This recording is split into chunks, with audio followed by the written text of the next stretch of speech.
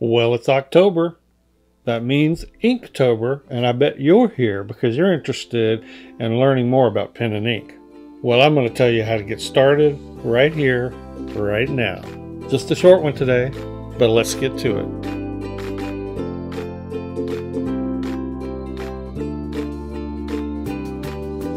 Welcome back to the Mind of Watercolor, everybody.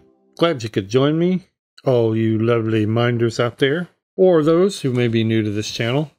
So, the Mind of Watercolor is just a watercolor channel where I focus on that, but also other mixed media that plays well with watercolor. This is, by the way, one of my sketchbooks where I do a lot of experimenting with different pen and ink and line and wash. One of those medias that plays well with watercolor is ink, what we in the watercolor world usually call line and wash. But since it's October, and that means it's Inktober, there's a lot you can do with just pen and ink. And I'm just thumbing through a sketchbook where I've done some Inktober work in the past. Again, this book is a lot of experimenting and trying different pens. This is line and wash with watercolor, more doodles and experiments. Now, what I wanted to talk about is, what if you're a beginner and you want to get into pen and ink, or you do a little bit of pen and ink and your skills are limited, or you want to grow them, maybe take back what you've learned back to square one and really kind of get into the fine points. Where should you start with materials, techniques,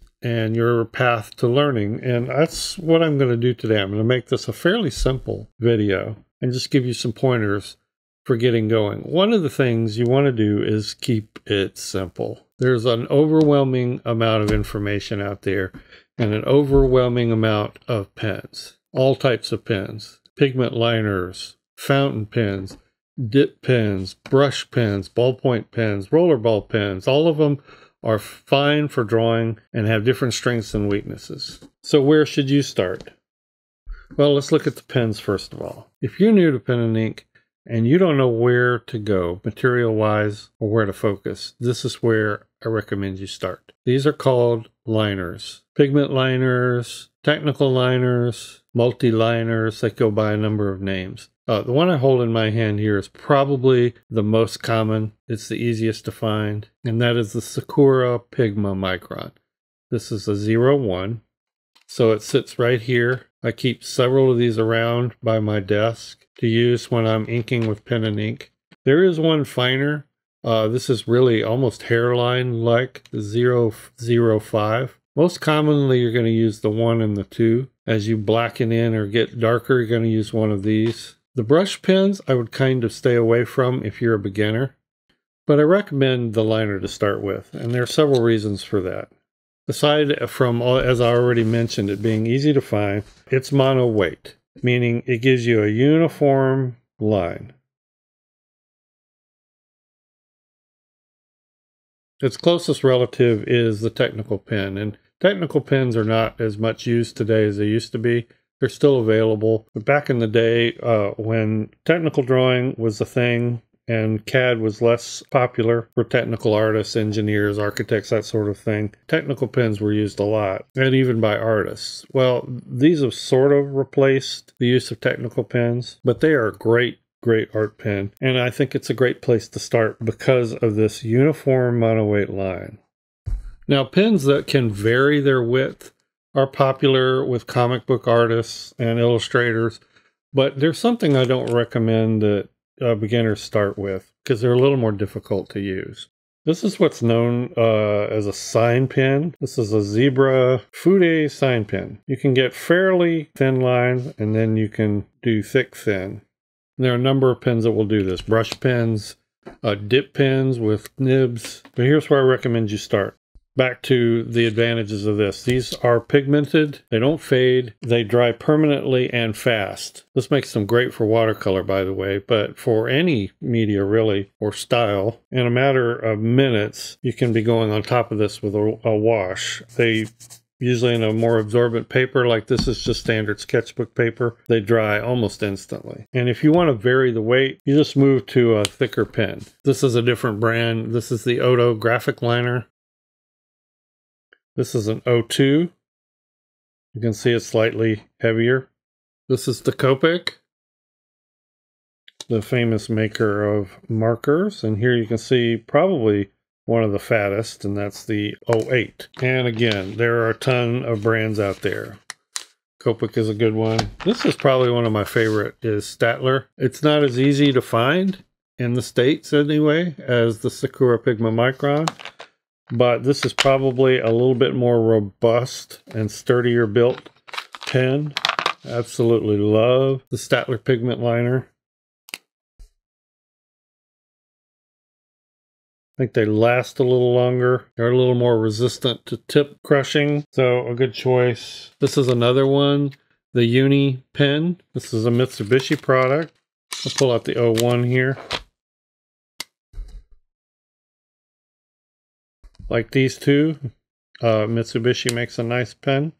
Another famous line, of course, is the Faber-Castell brand. They don't have the different numbering system that these other liners have. They instead have a fine, I think S is super fine, and I think XS is extra super fine. But that's a good quality pen also. And all of these, again, are available in sets. So to get started in pen and ink, I would look to the liners to begin with.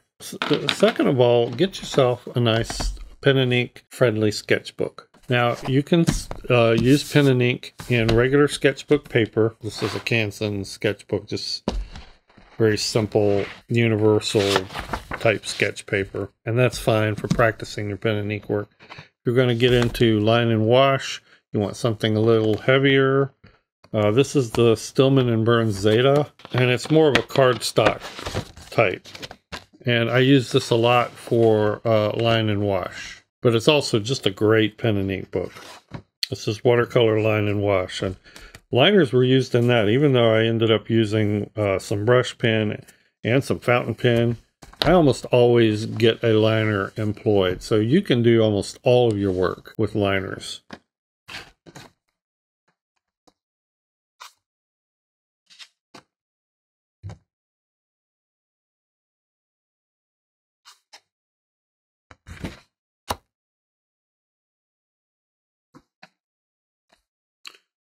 A number of these images in here were from Inktober's that I did in the past. That's actually ballpoint pen, but this could have very easily been done completely with a liner. This was a dip pen. Again, I was experimenting with different nibs, and this was an Inktober piece, but a very easily done with a liner. This was done with a liner. Don't remember how I did that one. So those are the two types of books I would use, either just a standard sketchbook, or if you're going to get more into wet media with your line and wash, you can use a book like this. You're going to do a lot of watercolor. It's best to get a cotton sketchbook. This is not cotton. But in simple line and wash, where the washes are not heavy, a book like this is fine. Next, I'd recommend decent ink, a white ink. One of my favorites is Kuretake White Ink 30. That's a pretty good one. These are used for making adjustments and corrections. Another good one is Copic Opaque White. And another one I discovered recently, which I really like a lot, is this Titanium White Ink by Royal Talons. You can also use gouache. That works fine. You just have to keep in mind that it's re-wettable. The ones I've showed you here are all permanent and waterproof once they dry. If I hold this in the light right, you can see where I've made some little adjustments or corrections. When doing pen and ink, you know, the goal is always to try to do it without needing that. But it's nice to just add a little highlight somewhere where you meant to or needed to but didn't. So I recommend an ink. So what am I going to do, Steve? You may be saying, what am I going to do to learn? How am I going to learn this? I really can't afford to take any classes. I don't know much about pen and ink drawing. I want to get better. I want to learn more about it. Well, I have a really great recommendation for you. These books by Alfonso Dunn. Now, I did a review on these books, so I won't delve into them in detail. I will leave a link to that review below if you want to watch it in detail.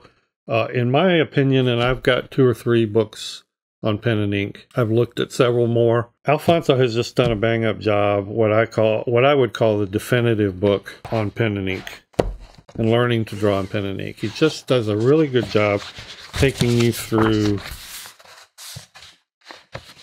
the concepts, the techniques and how to get better. And if you've ever watched, he has a YouTube channel. If you ever watched any of his YouTube videos, he uses pigment liners. Not exclusively, he uses dip pens and stuff, but he uses pigment liners a lot. So it's a good way to just see how he employs his techniques. But it's a great book. If you really want to learn pen and ink, this really covers just about everything. And the great thing about this is one of the only books I know of that also has a companion workbook that you can buy, where you can practice a lot of these things. Inktober, by the way, for me has always been a great way to put emphasis on going back to honing my pen and ink skills, reviewing or looking at pen and ink materials and supplies, and just sort of reintroducing and reinvigorating myself on the medium. So if you're just learning how to draw or want to improve in pen and ink, October or Inktober, it's a great time to do that. There's a daily prompt that you can follow. And in fact, there's more than one set. There are several people out there that have sets for following Inktober. But if you want to do the one drawing a day challenge, you can do that. That's a great way to practice. I typically don't do that, usually because I don't really have the time. Instead, what I do is use Inktober just to kind of focus my thoughts and my art back on the medium for a bit. It's a great spectator sport too. It's a great time to go look and see what other people are doing in pen and ink. And there's some great ones out there. Once you've tried and gotten familiar with some of those, then I would recommend you start studying masters. This book I really love. This is a Treasury of American Pen and Ink Illustration from 1881 to 1938. And it just basically is a showcase of various pen and ink artists over those time periods. And you can look at examples. Now, I am not recommending necessarily, as you are learning and beginning, that you copy whole scenes like this or that you do full scenes like this. That's a lot. Rather, look very carefully at the techniques they use. Maybe pick a portion of something that's easy to draw, of one of these illustrations to try and copy. But more than anything, try copying the technique. That's called a master study. That's valid. That is what's taught in many, many art schools. Master artists use that all the time with their students. So don't be afraid to do a master study, but don't be intimidated by these big complex scenes. Just find something that's easy to digest. You know, copying some of the ground textures, that's easy to do. And if you're a landscape painter like me, those can be techniques you can add to your repertoire. See this bush here? That's a great one to study. The little ground textures and grass, the distant hills, if you're intimidated by doing, figures and that sort of thing. But pay close attention to the line work and the hatching and how it follows the forms. Start studying how the masters do it. Don't try to do these things out of your head. There's another good one with trees and buildings. Notice everything about the line. Which directions it's going, how they're using various line weights and textures to create value. And as you look at these things, you'll be applying and sort of studying real-world examples of the type of things that Alfonso teaches in his book. You'll see it, get more examples. He's got great examples, but you'll see more examples of how it's used. Nice book to study. Here's another one. Now, if you're into watercolor, like I am, and you're going to use this as line and wash, I recommend Claudia Nice. She has some good books on combining pen and ink with watercolor. And again, I'm not going to go into great detail here, but she has got a lot of advice about techniques and application, how to do it. And you'll get lots of great ideas, not only with pen and ink, but also with watercolor. And her book is just chock full of lots of great ideas, illustrations, and it's very profusely annotated.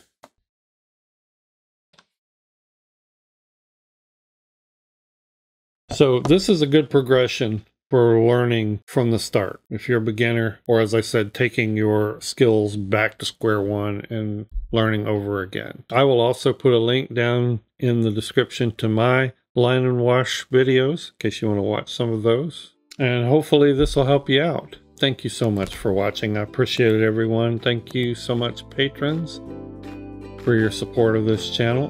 Couldn't be doing it without you. And we'll see everybody in the next video. Bye-bye.